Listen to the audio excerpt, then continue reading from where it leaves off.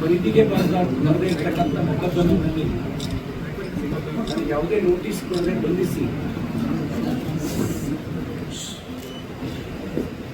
4 ಜಿಲ್ಲೆ 50ಕ್ಕೂ ಹೆಚ್ಚು ಗ್ರಾಮಗಳು ಈ ರೀತಿ 11 ಗಂಟೆಗಳಿಗೂ ಹೆಚ್ಚು ಕಾಲ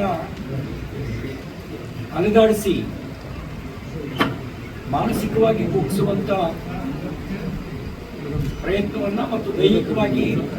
ಹಲ್ಲೆ ಮಾಡುವಂತ ಕೆಲಸವನ್ನ ಕಾಂಗ್ರೆಸ್ ಸರ್ಕಾರ ಪೊಲೀಸ್ ಬಲವನ್ನು ಉಪಯೋಗಿಸಿಕೊಂಡು ಮಾಡಿತು. ನಮ್ಮ ಪಾರ್ಟಿ,